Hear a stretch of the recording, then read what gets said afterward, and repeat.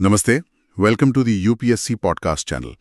आज हमारे UPSC sociology optional की सीरीज में हम चर्चा करेंगे एजुकेशन और सोशल चेंज पर। आजकल की दुनिया में चाहे डेवलप्ड सोसाइटी हो या डेवलपिंग, ये सोच तो बहुत ही आम है कि एजुकेशन ही आप कह सकते हैं सक्सेस और अपॉर्चुनिटी का सबसे बड़ा दरवाजा है। हर माँ बाप का ये सपना होता है कि भाई बच्चा खूब पढ़े लिखे, अच्छी नौकरी पाए, है ना? बिल्कुल सही कहा। और ये उम्मीद इतनी गहरी है, इतनी ज्यादा है कि लोग अक्सर अपनी पूरी जमा पूंजी लगा देते हैं बच्चों की पढ़ाई पर, ये सोचकर कि भाई एजुकेशन से उनका फ्यूचर सिक्योर हो जाएगा, उनकी सोशल स्टैंडिंग समाज में, उनकी जगह वो बेहतर होगी। ये एक तरह का इन्वेस्टमेंट ही माना जाता है भविष्य के लिए। हाँ, इन्वेस्टमेंट सही शब्द है। तो चलिए इसी सोच से शुरू करते हैं। ये जो एक तरह की आइडियल पिक्चर है कि ज्यादा पढ़ाई मतलब बेहतर सोशियो इकोनॉमिक स्टेटस, ये माना जाता है और सोर्सेज भी यही कहते हैं कि जितनी अच्छी आपकी एजुकेशन होगी उतनी अच्छी नौकरी मिलेगी, उतनी ज्यादा इनकम होगी। खासकर शायद लोअर वर्किंग क्लास से मिडिल क्लास तक पहुंचने में एजुकेशन का लेवल एक अच्छा इंडिकेटर है। हाँ बिल्कुल। और ये मामला सिर्फ पैसों का ही नहीं है। जैसा आपने कहा, इनकम तो बढ़ती है, पर उसके साथ साथ लोगों का जो सोशल सर्कल है वो भी बदलता है। वो अक्सर फिर ऊंचे स्टेटस वाले लोगों के साथ उठने बैठने लगते हैं, उनके तौर तरीके, उनकी लाइफस्टाइल वो अपनाने लगते हैं। तो इस तरह से एजुकेशन सिर्फ आर्थिक स्थिति नहीं सुधारती, बल्कि वो सोशल मोबिलिटी, समाज की सीढ़ी पर ऊपर चढ़ने का एक जरिया, एक चैनल बन जाती है। ये अपवर्ड मोबिलिटी का एक प्रॉमिस करती है। जैसे इंडस्ट्रियल सोसाइटीज का एग्जाम्पल दिया गया है, अमेरिका या ग्रेट ब्रिटेन का, वहाँ पर एलिमेंट्री और सेकेंडरी एजुकेशन में जो स्किल्स सिखाई जाती हैं उन पर काफ़ी फोकस रहता है। ये माना जाता है कि भाई यही स्किल्स लोगों को जॉब्स के लिए एक प्रोडक्टिव वर्कफोर्स बनने के लिए तैयार करती हैं। हाँ, एजुकेशनल सिस्टम का एक मेन काम ही यही माना जाता है कि वो समाज के सबसे केपेबल और मोटिवेटेड, जिनमें काबिलियत है और जो आगे बढ़ना चाहते हैं, ऐसे युवाओं को पहचाने, उनको सेलेक्ट करे और फिर उन्हें ट्रेन करे ताकि वो समाज में ऊंचे ओहदों तक, हायर स्टेटस पोजीशंस तक पहुंच सकें। ये एक तरह का सॉर्टिंग और फिल्टरिंग मैकेनिज्म है जो टैलेंट को चैनलाइज करता है। और इस प्रोसेस में स्कूल का रोल तो बहुत सेंट्रल हो जाता है। स्कूल सिस्टम क्या करता है? बच्चों को उनकी परफॉर्मेंस, उनकी एबिलिटी के हिसाब से ग्रेड करता है, रैंक करता है। जो बच्चे अच्छा परफॉर्म करते हैं, जो स्टैंडर्ड्स मीट करते हैं, वो हायर एजुकेशन की तरफ बढ़ते जाते हैं, और जो कह लीजिए पीछे रह जाते हैं या फेल होते हैं, वो सिस्टम से बाहर हो जाते हैं, जिसे हम आम भाषा में ड्रॉप आउट कहते हैं। हाँ, और इसमें एक दिलचस्प बात यह है कि ये सिस्टम चाहे अनजाने में हो या जानबूझकर अगली पीढ़ी को समाज में उनकी जगह एक तरह से असाइन कर देता है। जिनमें ज़्यादा एबिलिटी और ट्रेनिंग दिखती है उन्हें हायर पोजीशंस मिल जाती हैं, और जिनमें कम उन्हें लोअर पोजीशंस। थियोरेटिकली अगर आप देखें तो ये मेरिट पर आधारित लगता है। शिक्षा लोगों को सोशल स्केल पर ऊपर चढ़ने में मदद करती है। ये युवाओं को उनके माँ बाप के ऑक्यूपेशन से बेहतर स्टेटस वाले ऑक्यूपेशन के लिए तैयार करती है, उनकी अर्निंग पोटेंशियल बढ़ाती है। बिल्कुल, और साथ ही उन्हें वो जनरल नॉलेज, वो कल्चरल कैपिटल भी देती है, जैसे इतिहास की समझ, करंट अफेयर्स की जानकारी, जिसे अक्सर मिडिल क्लास होने की एक निशानी माना जाता है ना? तो ये पूरा एक पैकेज जैसा लगता है। अच्छी नौकरी, ज्यादा पैसा, ऊंचा सोशल स्टेटस और एक खास तरह की कल्चरल पॉलिश भी। अच्छा, तो ये तो हुई आदर्श तस्वीर। इसको थोड़ा और खोलकर देखते हैं। ये सुनने में तो बहुत अच्छा लगता है, बहुत लॉजिकल लगता है कि मेहनत करो, पढ़ो लिखो और आगे बढ़ो। लेकिन क्या असल जिंदगी में, जमीनी हकीकत में ये इतना स्ट्रेट फॉरवर्ड है? क्या एजुकेशन वाकई सबको बराबरी के मौके देती है ऊपर उठने के?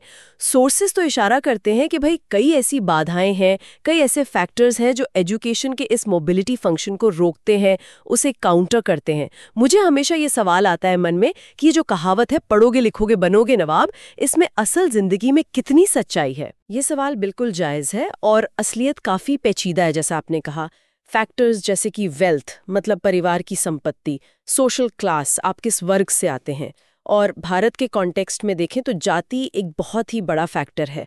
परिवार का फाइनेंशियल और ऑक्यूपेशनल स्टेटस, ये सब चीजें बहुत ज्यादा मायने रखती हैं। ये एजुकेशन के मोबिलिटी वाले वादे पर एक तरह से ब्रेक लगा सकती हैं, जैसे कोई अदृश्य दीवारें हों जो रोक देती हैं। सोर्स में बॉटमोर का जिक्र है, जो कहते हैं कि मास लिटरेसी आने के बाद भी, जब बुनियादी शिक्षा ज्यादातर लोगों तक पहुंच भी गई, तब भी अलग अलग सोशल स्ट्राटा के बीच, यानी अमीर गरीब, ऊंची नीची जातियों के बीच जो एजुकेशन का अंतर था, जो एजुकेशनल डिस्टिंक्शंस थे वो खत्म नहीं हुए, वो बने रहे, शायद उनका रूप बदल गया हो। हाँ, और अगर इसे हम थोड़े बड़े पर्सपेक्टिव में देखें तो एजुकेशनल सिस्टम, चाहे वो एडवांस्ड इंडस्ट्रियल सोसाइटीज़ हों जैसे अमेरिका या यूरोप, या फिर भारत जैसी डेवलपिंग सोसाइटीज़, वो कहीं ना कहीं एलीट्स और मासेस के बीच एक विभाजन, एक डिवीजन बनाए रखता है। ये विभाजन साफ दिखता है इंटेलेक्चुअल ऑक्यूपेशंस, मतलब दिमागी काम जैसे डॉक्टर, इंजीनियर, प्रोफेसर, इनकी शिक्षा, और मैनुअल ऑक्यूपेशंस यानी हाथ का काम, शारीरिक श्रम, इनकी शिक्षा के बीच। आप आईआईटीज, आईआईएम्स को देख लीजिए और दूसरी तरफ आईटीआईज या वोकेशनल ट्रेनिंग सेंटर्स को देख लीजिए, फर्क साफ है। और ये डिवीजन समाज के सोशल स्ट्रैटिफिकेशन सिस्टम से, यानी समाज में जो ऊंच नीच का ढांचा है, उससे बहुत गहराई से जुड़ा हुआ है। और जैसे जैसे हम एजुकेशन लैडर में ऊपर जाते हैं, मतलब हाई स्कूल से कॉलेज, कॉलेज से यूनिवर्सिटी, खासकर प्रोफेशनल कोर्सेज की तरफ, सोर्स ये कहता है कि पेरेंटल स्टेटस और एटीट्यूड्स का असर, यानी माँ बाप की सामाजिक आर्थिक हैसियत और उनकी सोच का असर बच्चे की अपनी इंडिविजुअल एबिलिटी पर ज्यादा भारी पड़ने लगता है।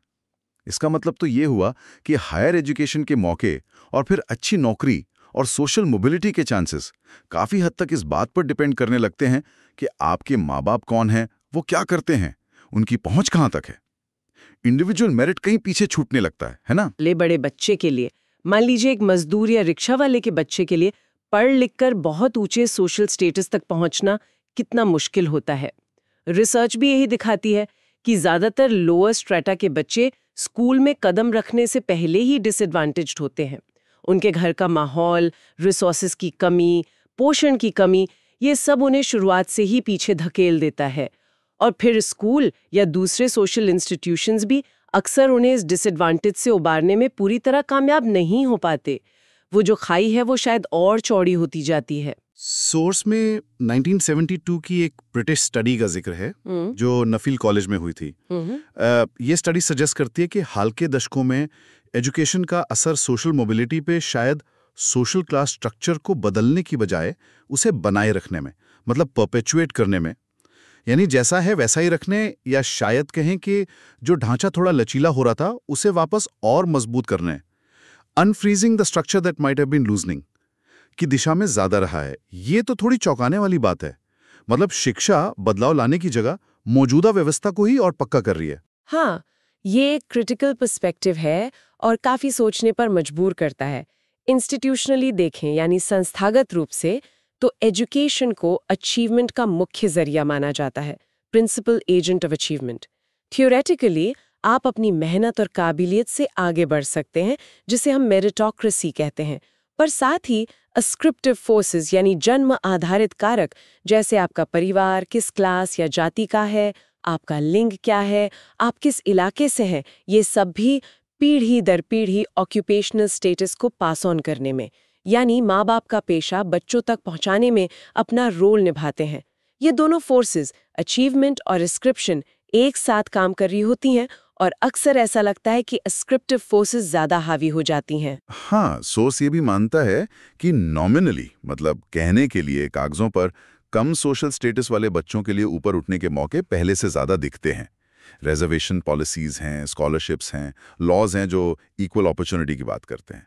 लेकिन स्ट्रैटिफिकेशन सिस्टम का नेचर ही ऐसा है, उसकी बनावट इतनी मजबूत है कि वो बड़े पैमाने पर और लंबे समय तक चलने वाली मोबिलिटी की संभावना को कम कर देता है। स्ट्रक्चर खुद ही एक बाधा बन जाता है जिसे पार करना बहुत मुश्किल होता है। यहीं पर मार्क्सिस्ट दृष्टिकोण देखना काफी दिलचस्प हो जाता है। मार्क्सिस्ट आर्ग्यू करते हैं कि मॉडर्न कैपिटलिस्ट सोसाइटीज में एजुकेशनल सिस्टम का असली काम लोगों को इस तरह डेवलप, सॉर्ट और सिलेक्ट करना है कि वो मॉडर्न ब्यूरोक्रेटिक ऑर्गेनाइजेशंस के हायरार्किकल पोजीशंस को भर सकें।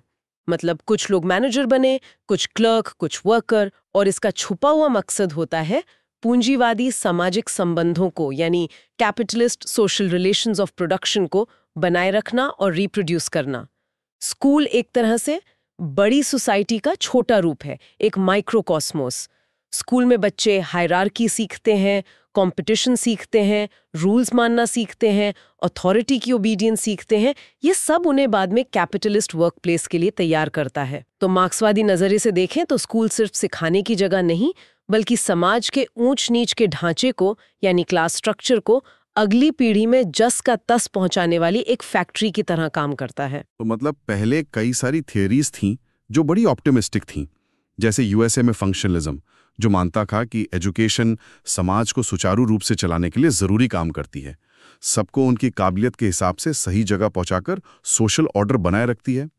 यूरोप में एगालिटेरियन रिफॉर्म ऑफ अपॉर्चुनिटी का दौर था, जहां कोशिश थी कि सबको शिक्षा के बराबर मौके मिले ताकि इनइक्वालिटी कम हो। इकोनॉमिक्स में ह्यूमन कैपिटल थियोरी आई, जो कहती थी कि भाई एजुकेशन में इन्वेस्ट करना, इंसान में इन्वेस्ट करना है, इससे उसकी स्किल्स बढ़ती हैं, प्रोडक्टिविटी बढ़ती है और नतीजतन उसकी और सोसाइटी की इकोनॉमिक ग्रोथ होती है। ये सब थियरीज मानती थीं कि स्कूलिंग और आर्थिक तरक्की, इंडिविजुअल्स और सोसाइटीज दोनों की, इनके बीच एक सीधा पॉजिटिव लिंकेज है। हाँ, और इनका ये भी मानना था कि जैसे जैसे इंडस्ट्रियलाइजेशन और टेक्नोलॉजी बढ़ेगी, हाईली स्किल्ड और टेक्निकली एजुकेटेड लेबर की ज़रूरत बढ़ेगी। इससे क्लास और दूसरे एस्क्रिप्टिव फैक्टर्स जैसे जाति, धर्म, लिंग, इनका महत्व कम हो जाएगा, क्योंकि अब मेरिट और स्किल्स ज़्यादा मायने रखेंगी। एजुकेशनल क्रेडेंशियल्स यानी आपकी डिग्रियां और सर्टिफिकेट्स वो सोशल मोबिलिटी का मुख्य पासपोर्ट बन जाएंगी। ये एक बहुत ही होपफुल विजन था मॉडर्न सोसाइटी का। और यहाँ एक बहुत दिलचस्प मोड़ आता है। लेकिन फिर दुनिया भर में बहुत सारी सोसाइटीज में स्टैटिस्टिकल रिसर्च हुई, फील्ड स्टडीज हुई, और इन रिसर्चेस ने बार बार दिखाया कि सोशल क्लास ओरिजिन, मतलब आपका परिवार किस क्लास से आता है, और आपकी एजुकेशनल और ऑक्यूपेशनल अचीवमेंट्स यानी आप जीवन में कितना सफल होते हैं, इनके बीच एक मजबूत लिंक लगातार बना हुआ है। एजुकेशन के जरिए होने वाली सोशल मोबिलिटी बहुत लिमिटेड है, उतनी नहीं है जितनी उन ऑप्टिमिस्टिक थियरीज ने उम्मीद की थी। खासकर इंटरजेनरेशनल मोबिलिटी, मतलब बच्चों का अपने माँ बाप से ज्यादा ऊंचा उठना, वो उतना आम नहीं है जितना सोचा गया था। ये फाइंडिंग्स उन ऑप्टिमिस्टिक थियरीज के लिए एक बड़ा चैलेंज थी, है ना? बिल्कुल, बहुत बड़ा चैलेंज थी। और इससे ये अहम सवाल खड़ा हुआ कि आखिर ऐसा क्यों है? क्लास और एथनिक बैकग्राउंड के कारण जो ग्रुप्स डिसएडवांटेज्ड हैं, उनकी एजुकेबिलिटी, मतलब शिक्षा ग्रहण करने की क्षमता और उससे फायदा उठाने की कैपेबिलिटी, उसको कौन से फैक्टर्स तय करते हैं? क्यों कुछ ग्रुप्स शिक्षा व्यवस्था में पीछे रह जाते हैं? सोशियोलॉजिकल स्टडीज ने फिर कई फैक्टर्स की तरफ इशारा किया। मटेरियल फैक्टर्स जैसे गरीबी, घर में पढ़ने की जगह ना होना, अच्छी किताबें या कोचिंग अफोर्ड ना कर पाना। कल्चरल फैक्टर्स जैसे घर में पढ़ाई का माहौल ना होना, माता पिता का खुद कम पढ़ा लिखा होना। लैंग्वेज बैरियर्स हो सकते हैं, जैसे गरीब बच्चे अक्सर स्टैंडर्ड लैंग्वेज में उतने कंफर्टेबल नहीं होते हैं। और कॉग्निटिव फैक्टर्स भी, जैसे शुरुआती सालों में कुपोषण या स्टिमुलेशन की कमी का दिमागी विकास पर असर। ये सब मिलकर इंटेलेक्चुअल डेवलपमेंट को दबाते हैं, डिप्रेस करते हैं। तो ये सिर्फ इंडिविजुअल एबिलिटी या मोटिवेशन का मामला नहीं रह जाता, बल्कि ये डीप रूटेड सोशल और इकोनॉमिक स्ट्रक्चर्स का मामला बन जाता है। तो इन सब बातों का निचोड़ क्या निकलता है? अगर हम सारी डिस्कशन को समेटें तो इसका मतलब ये है कि एजुकेशन सिस्टम की भूमिका काफ़ी दोहरी सी, कॉन्ट्राडिक्टरी सी लगती है। ये कुछ लोगों के लिए, शायद जिनके पास पहले से कुछ एडवांटेजेस हैं, उनके लिए मोबिलिटी का रास्ता बन सकता है, उन्हें ऊपर उठने में मदद कर सकता है। लेकिन साथ ही ये दूसरों के लिए, खासकर डिसएडवांटेज ग्रुप्स के लिए, एक बाधा, एक बैरियर भी बन सकता है, जो उन्हें आगे बढ़ने से रोकता है या उन्हें वहीं बनाए रखता है जहां वो हैं। ऐसा है क्या? बिल्कुल सही समझा आपने। भले कुछ सोशल साइंटिस्ट ये कहें कि एजुकेशनल सिस्टम पूरी तरह मेरिटोक्रेसी और एगालिटेरियनिज्म यानी समानतावाद को बढ़ावा देता है, मतलब सबको बराबर मौके देता है और काबिलियत को इनाम देता है, या फिर दूसरी तरफ कुछ कहें कि ये मौजूदा सोशल स्ट्रक्चर्स को, इनइक्वालिटी को बनाए रखने, परपेचुएट करने का एक जरिया मात्र है, एक टूल है डोमिनेंट क्लास के हाथ में। असलियत शायद इन दोनों एक्सट्रीम्स के बीच में कहीं है, या ये कहें कि एजुकेशनल सिस्टम ये दोनों ही भूमिकाएं एक साथ निभाता है। ये व्यक्ति को ऊपर उठा भी सकती है, पर व्यवस्था के स्तर पर ये मौजूदा असमानताओं को बनाए रखने में भी मदद करती है। सवाल यह है कि पल्ला किस तरफ ज्यादा भारी है और किन परिस्थितियों में कौन सी भूमिका ज्यादा प्रभावी होती है। ये एक कॉम्प्लेक्स और डायनामिक इंस्टीट्यूशन है जिसके प्रभाव बहुत मिले जुले हैं। चलिए आगे बढ़ते हैं। ठीक है, तो अपनी चर्चा जारी रखते हैं। जी। पिछले हिस्से में हमने समझा कि कैसे एजुकेशन को आज ह्यूमन कैपिटल बनाने का एक बड़ा टूल माना जाता है। ऐसी कैपिटल जिसमें स्किल्स हों, प्रोडक्टिविटी बढ़े, हाँ, सोचने समझने की ताकत मतलब एनालिटिकल पावर बेहतर हो, बिल्कुल। और ये एक रैशनल आउटलुक भी देती है। लाइफ में क्या क्या ऑप्शंस हैं, क्या चॉइसेस हैं, उसके बारे में अवेयरनेस लाती है। हाँ, और ये जो ह्यूमन कैपिटल वाला आइडिया है, ये तो खैर काफी नया है। अगर हम देखें, भारत में तो एजुकेशन की लेगेसी परंपरा तो मतलब सदियों पुरानी है। हाँ हाँ बिल्कुल, गुरुकुल थे, गुरु शिष्य परंपरा थी। सही बात है। और सोचिए, दुनिया की कुछ अर्लीस्ट यूनिवर्सिटीज, नालंदा, विक्रमशिला, तक्षशिला, अरे हाँ, वो यहीं थीं। जाहिर है वो एजुकेशन आज की जॉब ओरिएंटेड पढ़ाई से तो बहुत अलग थी। बिल्कुल अलग। उसका मकसद सिर्फ डिग्री लेना या पैकेज उठाना नहीं था, बल्कि जीवन को समझना, खुद को जानना, एक तरह से मुकम्मल इंसान बनना। सही बात है। लेकिन फिर ब्रिटिश राज आया, हाँ, और उन्होंने इस पूरे ट्रेडिशनल सिस्टम को धीरे धीरे मतलब किनारे लगा दिया। बिल्कुल। मॉडर्न एजुकेशन सिस्टम ने उसकी जगह ले ली। 1835 में थॉमस बेबिंगटन मैकॉले, जिन्होंने ब्रिटिश भारत की एजुकेशन पॉलिसी बनाई, हाँ, मैकॉले, उन्होंने मॉडर्न इंग्लिश बेस्ड एजुकेशन की नींव रखी। ये एक बड़ा टर्निंग पॉइंट था। पर सवाल यह है कि उनका असल मकसद क्या था? क्या वो सच में पूरे भारत को पढ़ा लिखा एनलाइटेंड बनाना चाहते थे? नहीं नहीं, बिल्कुल नहीं। उनका मकसद काफी अलग था, जैसा मैकॉले ने खुद अपने मशहूर मिनट ऑन एजुकेशन में लिखा भी था। हाँ, वो एक ऐसी क्लास बनाना चाहते थे जो रंग और खून से भारतीय हो, लेकिन पसंद, विचार, नैतिकता और बुद्धि में अंग्रेज हो। अच्छा। उनका प्राइमरी गोल अपने एडमिनिस्ट्रेशन के लिए, अपनी ब्यूरोक्रेसी के लिए लॉयल क्लर्क्स तैयार करना था। सिर्फ क्लर्क? हाँ, उन्हें ऐसे लोग चाहिए थे जो अंग्रेजी समझें, अंग्रेजी में काम कर सकें और ब्रिटिश हुकूमत को चलाने में मदद करें। बस एजुकेशन को मास लेवल तक ले जाना, उसे यूनिवर्सलाइज करना, हाँ। या रीजनल लैंग्वेजेस में पढ़ाई को बढ़ावा देना, ये सब उनके एजेंडा में मतलब दूर दूर तक नहीं था। और उसका असर तो हम आज कभी झेल रहे हैं ना? बिल्कुल झेल रहे हैं। ये जो अंग्रेजी का ऑब्सेशन है हमारे समाज में, नौकरियों में, सोशल स्टेटस में, कहीं ना कहीं इसकी जड़ें वहीं से जुड़ी हैं। हाँ, आप देखिए, छोटे शहरों में, कस्बों में भी पेरेंट्स अपने बच्चों को इंग्लिश मीडियम स्कूल में ही डालना चाहते हैं। हाँ, पहली पसंद वही होती है, चाहे वहाँ पढ़ाई का स्टैंडर्ड कैसा भी हो। बिल्कुल। एक डर सा बैठ गया है कि अंग्रेजी नहीं आई तो बच्चा पीछे रह जाएगा, लाइफ में फेल हो जाएगा। ये एक तरह की, आप कह सकती हैं, दिमागी गुलामी है, मेंटल स्लेवरी, जो मैकॉले सिस्टम छोड़ के गया। उन्हें पढ़े लिखे, क्रिटिकली सोचने वाले भारतीय नहीं चाहिए थे। नहीं, उन्हें एजुकेटेड क्लर्क्स चाहिए थे जो सवाल न पूछें, बस हुक्म माने। हाँ। ज्ञान का प्रसार, आलोचनात्मक सोच, क्रिटिकल थिंकिंग को बढ़ावा देना, ये सब उनके लिए रिलेवेंट था। कोई मतलब ही नहीं था। कोई मतलब नहीं।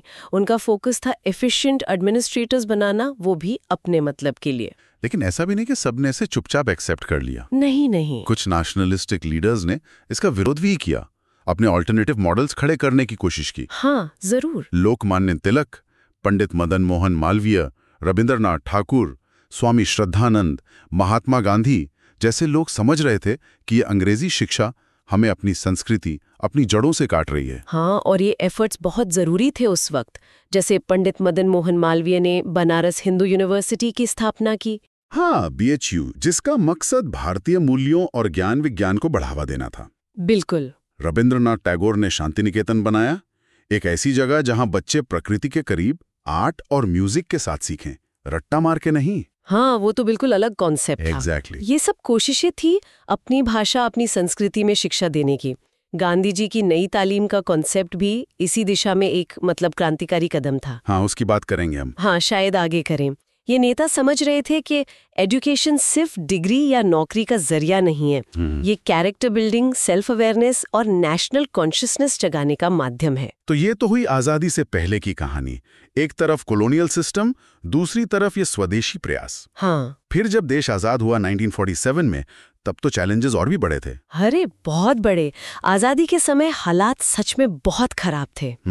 लिटरेसी रेट महज 18% थी। सोच कर देखिए, सिर्फ 18%। हाँ, 100 में से सिर्फ 18 लोग अपना नाम लिख या पढ़ सकते थे। बाप रे। आधी से ज्यादा आबादी गरीबी रेखा के नीचे जी रही थी। सालों की गुलामी ने देश को इकोनॉमिकली और सोशली मतलब तोड़ कर रख दिया था। बिल्कुल। ऐसे मुश्किल हालात में हमारे संविधान बनाने वालों ने, कॉन्स्टिट्यूशन फ्रेमर्स ने, ये पहचाना कि अगर भारत को दोबारा अपने पैरों पर खड़ा करना है, सोशल और इकोनॉमिक प्रोग्रेस लानी है, हाँ, तो एजुकेशन उसमें एक की रोल, शायद सबसे इम्पोर्टेंट रोल प्ले करेगी। इसीलिए एजुकेशन फॉर ऑल यानी यूनिवर्सल एजुकेशन को राज्य के नीति निर्देशक तत्वों, directive principles of state policy में शामिल किया गया। हाँ, इसका मतलब था कि सरकार की ये जिम्मेदारी होगी कि वो धीरे धीरे सभी नागरिकों के लिए शिक्षा का इंतजाम करे। सही। और फिर एक बहुत बड़ा कदम उठाया गया 2002 में 86th अमेंडमेंट से। हाँ, अमेंडमेंट। और फिर 2009 में right to education RTE act pass करके। RTE एक्ट, बिल्कुल। जब 6 से 14 साल के बच्चों के लिए शिक्षा को एक मौलिक अधिकार, फंडामेंटल राइट बना दिया गया। हाँ, अब ये हर बच्चे का हक है कि उसे फ्री और कंपलसरी एजुकेशन मिले। निश्चित रूप से ये एक रिवॉल्यूशनरी स्टेप था, इसमें कोई शक नहीं। खासकर भारत जैसे समाज के लिए, जहां सोशल चेंज के रास्ते में जाति, कास्ट, लिंग, जेंडर, आर्थिक स्थिति, इकोनॉमिक स्टेटस जैसी कितनी ही रुकावटें खड़ी थीं, सदियों पुरानी इनइक्वालिटीज थीं, भेदभाव था। हाँ, बिल्कुल। ऐसे में एजुकेशन एक पावरफुल सेक्युलर टूल बनकर उभरी, जो सोशल ट्रांसफॉर्मेशन की उम्मीद जगाती है। ये सबको थ्योरेटिकली एक लेवल प्लेइंग फील्ड, एक बराबरी का मंच देती है और सोशल मोबिलिटी यानी सामाजिक गतिशीलता के रास्ते खोलती है। ये सामाजिक गतिशीलता या सोशल मोबिलिटी, इसे थोड़ा और खोलेंगे? मतलब डे टू डे लाइफ में इसका क्या असर दिखता है? देखिए, सोशल मोबिलिटी का सीधा सा मतलब है समाज में किसी व्यक्ति या ग्रुप की पोजीशन में बदलाव आना। ओके। खास तौर पर पीढ़ी दर पीढ़ी, मतलब इंटरजेनरेशनली। फॉर एग्जाम्पल, अगर किसी रिक्शा चलाने वाले का बेटा पढ़ लिख कर इंजीनियर बन जाता है, हाँ, या किसी खेतीहर मजदूर की बेटी डॉक्टर बन जाती है, तो ये अपवर्ड सोशल मोबिलिटी है। अच्छा।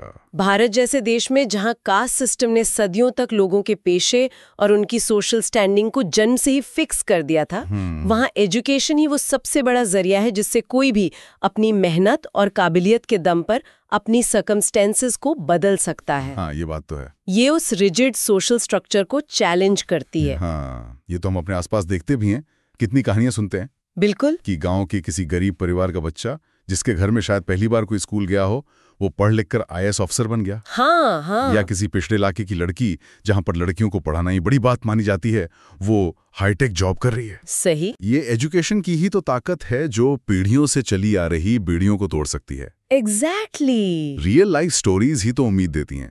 यही तो इसकी खूबसूरती है। एजुकेशन सिर्फ इंफॉर्मेशन नहीं देती, वो कॉन्फिडेंस देती है, दुनिया को देखने का नया नजरिया देती है। हाँ। ये सवाल पूछना सिखाती है अपने आप से, समाज से, सिस्टम से। ये आपको अपने राइट्स के लिए लड़ना सिखाती है, ये आपको एम्पावर करती है। यहाँ पर डॉक्टर सर्वेपल्ली राधाकृष्णन की एक बात याद आ रही है। हाँ, बताइए। उन्होंने कहा था कि education is an agent of social change. The work which was done by family, religion, social and political institutions in simple societies has to be done today by educational institutions. वाह, बहुत गहरी बात है। कितनी गहरी बात है। आज के कॉम्प्लेक्स सोसाइटी में, जहां पुराने सोशल स्ट्रक्चर्स जैसे जॉइंट फैमिली या कम्युनिटी का इन्फ्लुएंस कम हो रहा है, हाँ, बिल्कुल। स्कूल और कॉलेज ही वो जगह हैं जहां बच्चे सीखते हैं कि समाज में कैसे एडजस्ट करना है, एक अच्छा सिटीजन कैसे बनना है, वैल्यूज कैसे डेवलप करनी है। बिल्कुल सही। और मॉडर्न सोसाइटीज का foundation he equality of opportunity, अवसर की समानता, हाँ, और इक्वालिटी ऑफ स्टेटस, स्थिति की समानता पर टिका है। मतलब हर किसी को आगे बढ़ने का बराबर मौका मिलना चाहिए। राइट। और समाज में सबकी इज्जत बराबर होनी चाहिए, चाहे वो किसी भी जाति, धर्म, लिंग या बैकग्राउंड का हो। ऐसे सोशल फैब्रिक में एजुकेशन का रोल और भी क्रिटिकल हो जाता है। ये सोशल चेंज का एक यूनिवर्सल रास्ता बन जाती है जो थियोरेटिकली सबके लिए खुला है, बिना किसी डिस्क्रिमिनेशन के। हाँ। Caste, creed, gender, ethnicity, status, इन सब से ऊपर उठकर। हाँ। ये बात अलग है कि प्रैक्टिकल लेवल पे चैलेंजेस बहुत हैं। एक्सेस का इशू है, क्वालिटी का इशू है, वो तो है ही। लेकिन थियोरेटिकल प्रॉमिस यही है। पर क्या इसका कोई कॉन्क्रीट एविडेंस भी है? मतलब क्या स्टडीज दिखाती हैं कि एजुकेशन वाकई में लोगों की सोशल पोजीशन को इम्प्रूव करती है? आपने सोशल मोबिलिटी की बात की, क्या रिसर्च इसे बैक करती है? हाँ, करती है, बिल्कुल करती है। एक काफी साइटेड स्टडी है SC डुबे की। अच्छा। उन्होंने 1967 में उत्तर प्रदेश के गोरखपुर शहर में अलग अलग प्रोफेशनल्स जैसे लॉयर्स, इंजीनियर्स, टीचर्स जैसे एक एम्पेरिकल सर्वे किया था। ओके। उनकी फाइंडिंग दिलचस्प थी। उन्होंने पाया कि इन पढ़े लिखे प्रोफेशनल्स में से ज्यादातर की बैकग्राउंड ग्रामीण थी। मतलब वो गांव से निकल कर आए थे। हाँ, गांव से निकल कर आए थे। इससे उन्होंने कंक्लूड किया कि भारत जैसे ट्रेडिशनल डेवलपिंग समाज में भी एजुकेशन इंटरजेनरेशनल मोबिलिटी का एक इम्पॉर्टेंट चैनल बन रही है। यानी एजुकेशन के जरिए लोग अपनी पिछली पीढ़ी के मुकाबले बेहतर सोशल और इकोनॉमिक स्टेटस हासिल कर पा रहे थे। ये तो 1967 की बात है, लेकिन ये ट्रेंड तो आज और भी मजबूत हुआ लगता है। बिल्कुल, आज तो और भी ज्यादा दिखता है ये। आज भी हम देखते हैं कैसे छोटे शहरों और गांवों से बच्चे लिमिटेड रिसोर्सेज के बावजूद मेहनत करके IITs, IIMs या सिविल सर्विसेज में सिलेक्ट हो रहे हैं। हाँ, हर साल सुनते हैं हम ऐसी स्टोरीज। न्यूज़पेपर्स, सोशल मीडिया पर ऐसी कितनी ही इंस्पिरेशनल स्टोरीज भरी पड़ी हैं। सही बात है। ये डूबे की फाइंडिंग को आज भी वैलिडेट करता है। बिल्कुल ये दिखाता है कि अगर अपॉर्चुनिटी मिले तो टैलेंट कहीं से भी उभर सकता है। बिल्कुल। एजुकेशन वो लैडर है, वो सीढ़ी है जो किसी को भी उसके सोशल या इकोनॉमिक बैकग्राउंड की सीमाओं से ऊपर उठा सकती है। और ये डेमोक्रेसी को भी स्ट्रेंथन करती है। वो कैसे? क्योंकि एक एजुकेटेड सिटीजन अपने राइट्स और ड्यूटीज को बेहतर समझता है। हाँ, गवर्नमेंट की पॉलिसीज पर सवाल उठा सकता है, इन्फॉर्म्ड चॉइसेस कर सकता है और पॉलिटिकल प्रोसेस में एक्टिव पार्टिसिपेशन कर सकता है। ये बात तो सही है, लेकिन यहाँ एक सवाल उठता है, क्या एजुकेशन का मतलब सिर्फ अच्छी नौकरी पाना, सोशल लैडर पर ऊपर चढ़ना या ज्यादा पैसा कमाना ही है? ये बहुत बड़ा सवाल है आजकल। क्योंकि आजकल तो सारी कॉन्वर्सेशन इसी के इर्द गिर्द सिमट गई लगती है। कौन सा कोर्स करें कि बेस्ट जॉब मिले, कितना पैकेज मिलेगा। हाँ, पैकेज वाली बात तो है। कोचिंग इंस्टीट्यूट्स का पूरा बिजनेस मॉडल इसी पे टिका है। बिल्कुल। क्या ट्रेडिशनल भारतीय सोच में एजुकेशन का पर्पस इतना ही लिमिटेड था? मुझे लगता है वहां तो मतलब कहीं ज्यादा गहरा था। आपने बहुत सही मुद्दा उठाया है। ट्रेडिशनल इंडियन थॉट में एजुकेशन का मतलब सिर्फ इंफॉर्मेशन क्राइमिंग या जॉब हंटिंग नहीं था। बिल्कुल नहीं। उसका कोर एसेंस था अपनी पोटेंशियल को रियलाइज करना।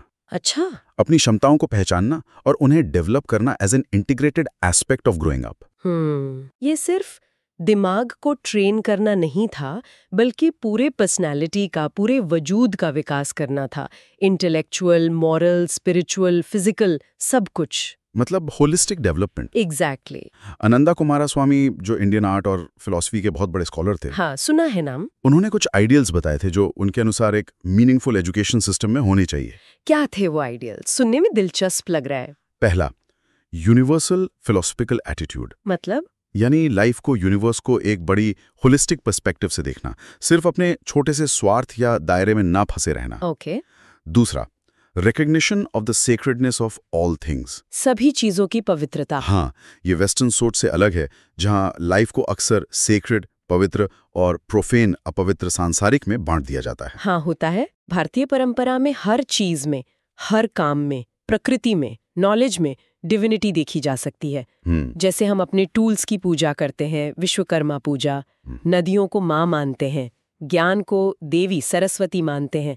ये वही सेक्रेडनेस का भाव है। ये तो आज की प्योरली यूटिलिटी ड्रिवन अप्रोच से कितना अलग है। बिल्कुल। जहां हर चीज को बस उसकी यूजफुलनेस से तौला जाता है। हाँ। तीसरा आइडियल है रिलीजियस टॉलरेंस, धार्मिक सहिष्णुता। हाँ, ये इस अंडरस्टैंडिंग पर बेस्ड है कि सारे डॉगमास, सारे मजहबी सिद्धांत लिमिटेड ह्यूमन इंटेलेक्ट द्वारा उस इन्फिनिट रियलिटी को समझने की कोशिशें हैं। सत्य एक है, रास्ते अनेक हो सकते हैं। एकम सत विप्रा बहुधा वदंती। वेदों की बात। हाँ। चौथा है एटिकेट या शिष्टाचार, मैनर्स। हाँ, सभ्यता सभ्य लोगों से ही बनती है। सिर्फ ज्ञान होना काफी नहीं, व्यवहार में ह्यूमिलिटी, रिस्पेक्ट, ग्रेस होना भी जरूरी है। सही बात है। आजकल हम देखते हैं लोग डिग्रियां तो ले लेते हैं, पर बेसिक मैनर्स, हाँ, वो कहीं पीछे छूट जाते हैं। और गुरु शिष्य संबंध पर भी उनका कुछ कहना था। हाँ, बिल्कुल। पांचवा आइडियल है the special relationship between Guru and शिष्य। ये सिर्फ इंफॉर्मेशन ट्रांसफर का रिश्ता नहीं था। नहीं, ये एक गहरा पर्सनल ट्रस्ट बेस्ड बॉन्ड था, जहां गुरु शिष्य के स्पिरिचुअल और मॉरल डेवलपमेंट की भी जिम्मेदारी लेता था। आज का स्टूडेंट टीचर रिलेशनशिप ज्यादातर ट्रांजैक्शनल हो गया है। हाँ बिल्कुल। फीस दो, इन्फॉर्मेशन लो, एग्जाम दो, डिग्री लो, खत्म। वो पुरानी गहराई कहीं खो गई है। सही कहा। छठा आइडियल है लर्निंग इज अ प्रिविलेज, शिक्षा एक सौभाग्य है। अच्छा। उसे सिर्फ इकोनॉमिक प्रॉस्पेरिटी का साधन नहीं समझना चाहिए। Knowledge should be pursued for its own sake. ज्ञान के लिए ज्ञान। हाँ, not just as a tool to make money. आज हम देखते हैं एजुकेशन एक कमोडिटी बन गई है। हाँ, बाजार बन गया है। कोचिंग इंडस्ट्री अरबों का बिजनेस बन गई है। हर कोई बस बेस्ट पैकेज की रेस में लगा है। पारंपरिक सोच कहती थी कि ज्ञान अपने आप में अनमोल है। ये बातें तो सोचने पे मजबूर करती हैं। क्या और भी आइडियल्स थे?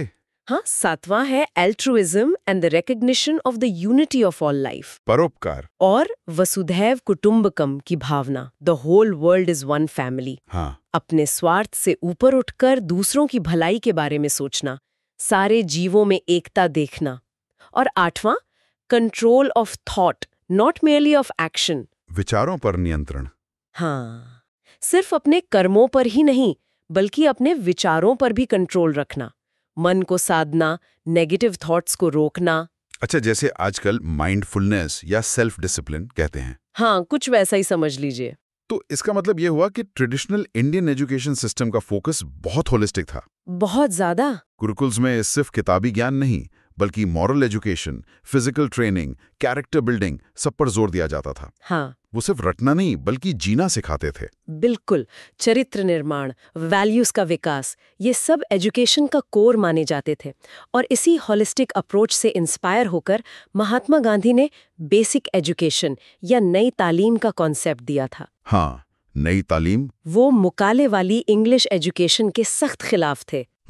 उन्हें लगता था ये हमें अपनी रूट से काटती है, हमें नकलची बनाती है और हमारे अंदर इंफीरियॉरिटी कॉम्प्लेक्स पैदा करती है। नई तालीम में क्या अलग था? What was unique about it? Gandhi ji ऐसी एजुकेशन चाहते थे जो बच्चों को सेल्फ रिलायंट, आत्मनिर्भर बनाए। आत्मनिर्भरता। हाँ, उनका मानना था कि बच्चों को हाथ का काम मतलब मैनुअल लेबर जरूर सीखना चाहिए, कताई बुनाई, खेती, कारपेंट्री, पॉटरी, कुछ भी, ताकि वो किसी पर डिपेंडेंट ना रहे और डिग्निटी ऑफ लेबर समझें। हाँ, श्रम का सम्मान। बिल्कुल।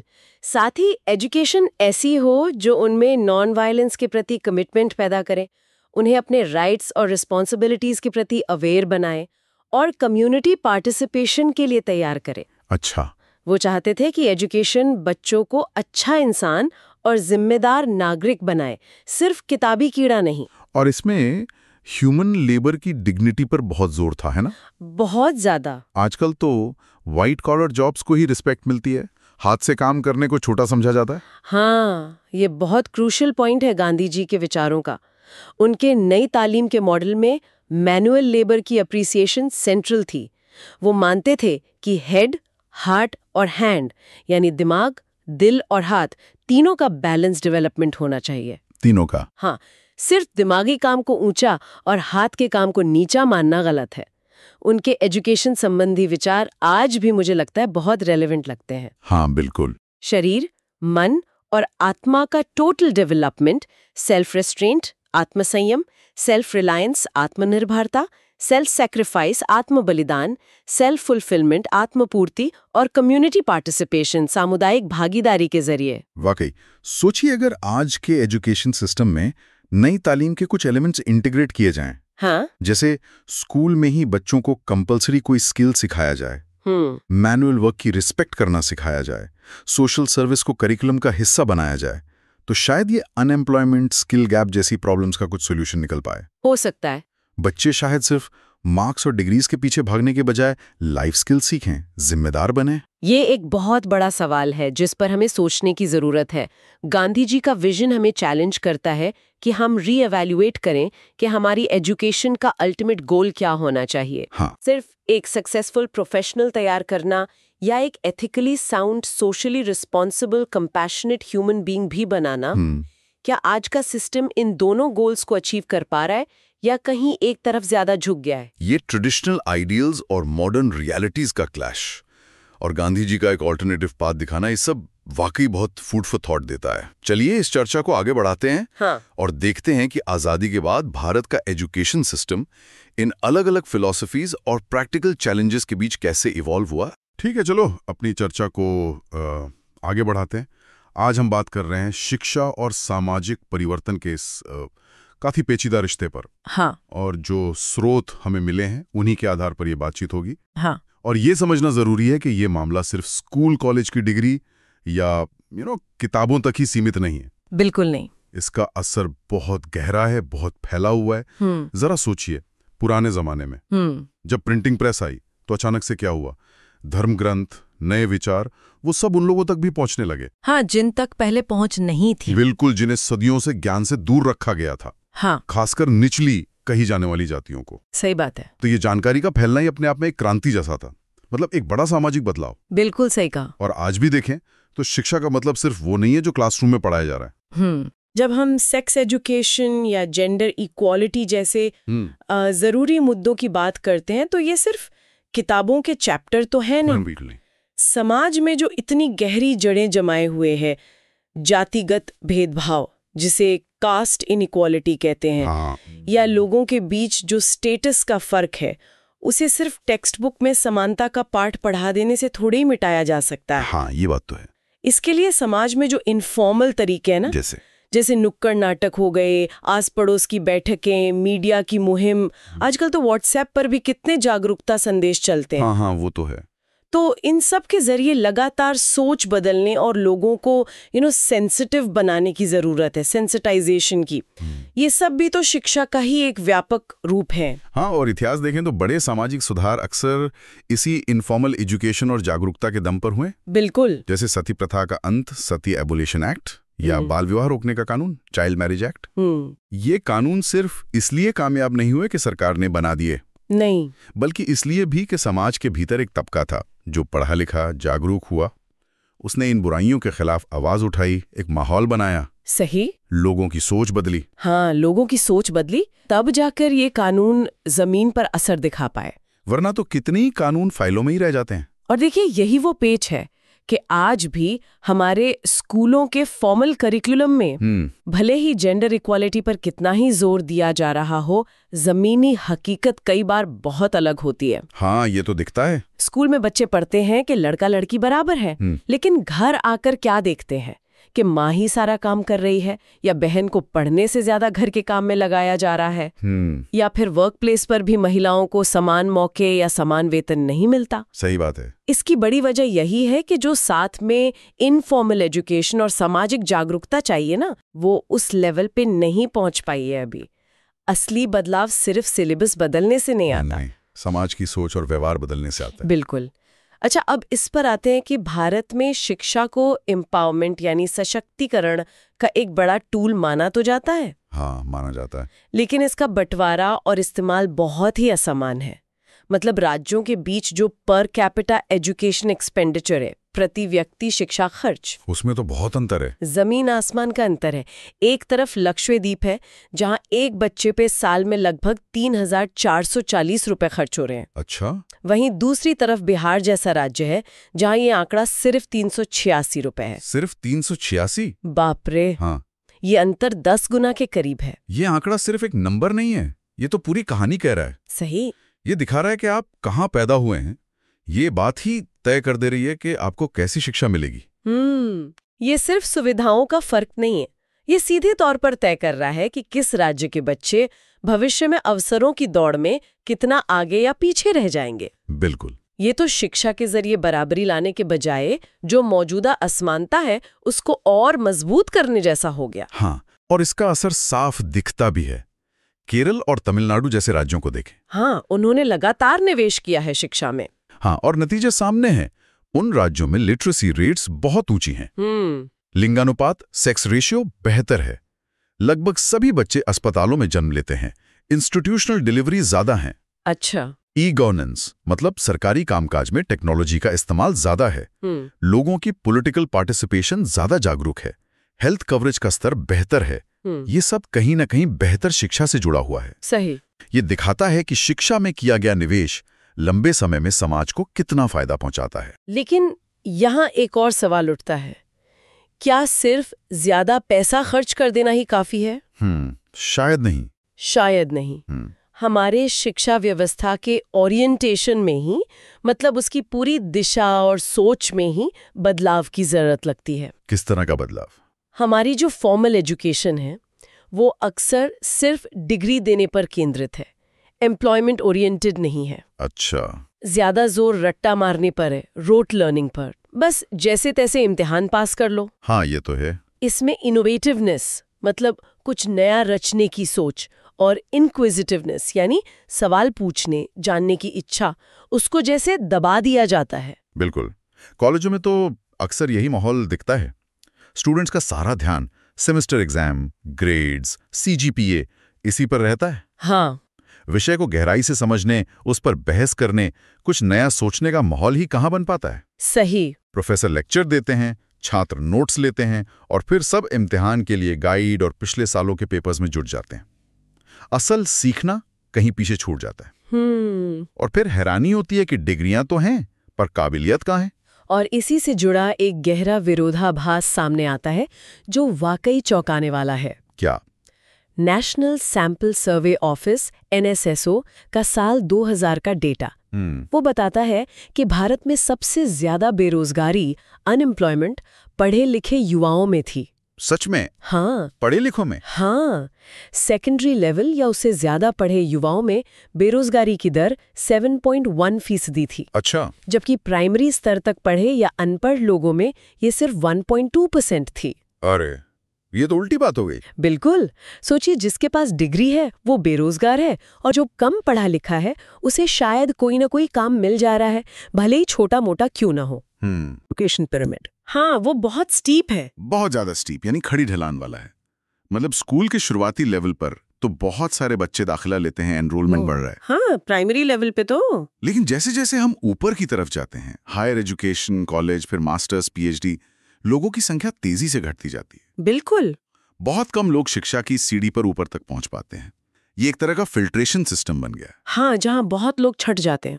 हाँ, जहां सामाजिक आर्थिक कारणों से या सिस्टम की कमियों की वजह से बहुत सारे बच्चे, खासकर गरीब और वंचित तबकों के बच्चे, बीच में ही छूट जाते हैं। शिक्षा प्रणाली की और भी कई कमजोरियां जिन पर बात होनी चाहिए। हाँ, बताइए। जैसे होलिस्टिक पर्सनालिटी डेवलपमेंट, यानी बच्चे के व्यक्तित्व का समग्र विकास, जिसमें सिर्फ पढ़ाई लिखाई नहीं बल्कि उसकी भावनाएं, उसकी रचनात्मकता, उसके नैतिक मूल्य सब शामिल हों। इसकी बातें तो खूब होती हैं, पर अमल में कमी दिखता है। हाँ, बिल्कुल। राष्ट्रवादी और मानवतावादी मूल्यों, नेशनलिस्ट एंड ह्यूमनिस्टिक वैल्यूज को सिखाने पर जोर कम है। डिग्निटी ऑफ लेबर, यानी हर तरह के काम का सम्मान करना। हाँ, चाहे वो सफाई का काम हो या ऑफिस का, ये चीजें भी अक्सर गायब रहती हैं। सही बात है।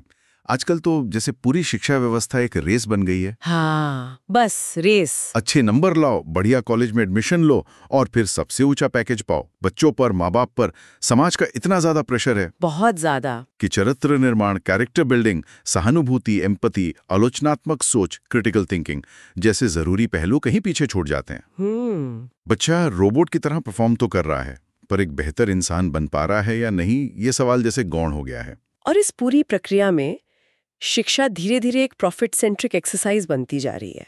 मतलब मुनाफा कमाने का धंधा। हाँ, बड़े बड़े कोचिंग संस्थान, हजारों लाखों की फीस वाले प्राइवेट स्कूल और कॉलेज खुल गए हैं। वहीं दूसरी तरफ गवर्नमेंट स्कूल्स की हालत लगातार चिंताजनक बनी हुई है। हाँ, वो तो है। कहीं बिल्डिंग टूटी है, कहीं टीचर नहीं है, कहीं है तो पढ़ाने में रुचि नहीं लेते, उनका स्तर गिरता जा रहा है, जिससे गरीब परिवारों के बच्चों के लिए अच्छी शिक्षा पाना और मुश्किल हो गया है। बिल्कुल। और सबसे दुखद बात यह है कि स्कूलों के अंदर भी समाज का जातिगत भेदभाव, कास्ट डिस्क्रिमिनेशन घुस आया है। हाँ, ये बहुत चिंता की बात है। आज भी देश के अलग अलग हिस्सों से ऐसी खबरें आती हैं कि मिड डे मील के दौरान दलित बच्चों को अलग बिठाया जाता है या उनके साथ भेदभाव होता है। ये दिखाता है कि स्कूल, जिन्हें समानता सिखाने की जगह होनी चाहिए, वो भी समाज की इन गहरी बीमारियों से अछूते नहीं है। ये सिर्फ शिक्षा का संकट नहीं, ये सामाजिक संकट है। बिल्कुल। इसके ऊपर एक और ट्रेंड देखने को मिल रहा है।